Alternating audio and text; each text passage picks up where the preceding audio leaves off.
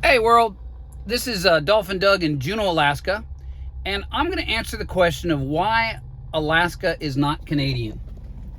Now, apparently, British people kind of wonder that question, but history is a lot more complicated than you might imagine. But this one is pretty easy. You see, the deal is the United States bought Alaska from Russia in 1867 in something called Seward's Folly. It was a folly because we just fought the Civil War and barely won, blew out every bit of money that the United States had, and this is October 15th, and this is a little bit foggier than usual, but it's kind of, weather is not always good around here. So anyway, Alaska was bought by the United States for $7 million worth of gold. And everybody thought that was a crazy cheap price, but America was virtually bankrupt, so it was tough. The reason the Russians who owned Alaska before that sold it to America is because the only other legitimate buyer would have been Britain. And Russia was broke, just like America had gone through a war and was almost broke. Russia had gone through a war and was broke because they'd fought against the British Empire in Afghanistan and lost. So, rather than abandoning Alaska because Russia could not afford to maintain it, and if they did abandon Alaska, they knew that the Canadians were very likely to take it over. The Russians came and begged the Americans and sold it to them for that rock bottom price. Only, let's see, 1879 the gold was discovered in Juneau. Maybe by 1882 we pulled out more than $7 million worth of gold. Now here's the kicker to the story that kind of makes it interesting. Yeah, we live in a time when Russia are the bad guys and they're invading Afghanistan. But come on, people, let's not get mad just at the people of Russia. Let's worry about, the people and not the nations. And this was a long, long time ago, back when the Russians had a czar. So the Russians were broke. They'd gotten beaten by the British in their own backyard. They needed this money. They came begging the Americans. The Americans didn't want to buy it, so the Russians said, here's the deal. We're going to drop the price to a rock bottom price, but it's only binding if you pay us in gold bullion. We don't want any IOUs.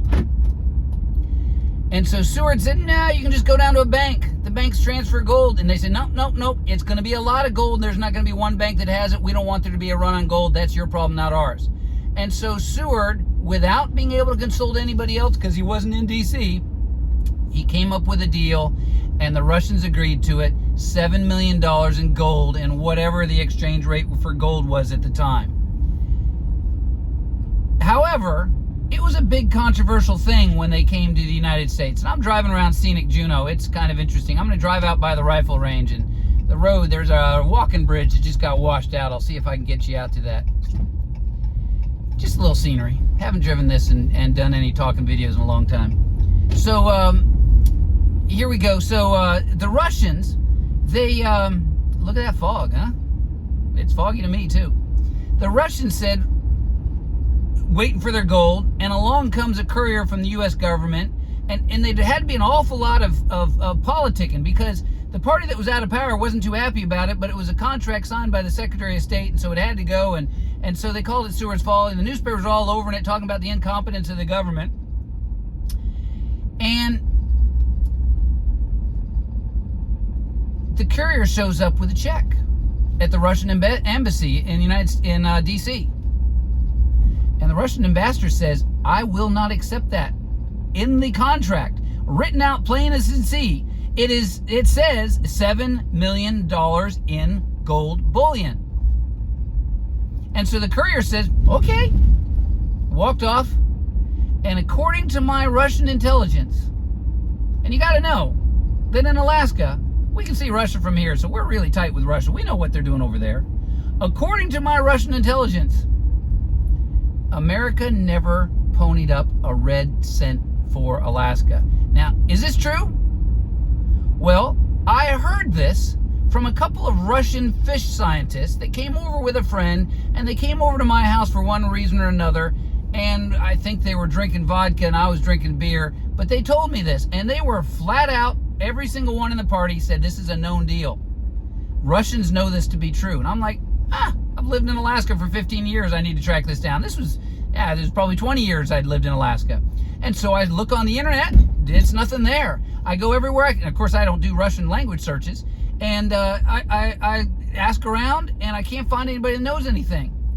And so it's one of these things that's just kind of an interesting story until one of my daughters had a parent-teacher conference, and we're sitting there and chatting with her history teacher, and my daughter's doing well. She doesn't get beat up by the teacher. The conference goes fast. And I say, hey, have you ever heard this? And he looked at me without blinking an eyeball and said, yep, it's true.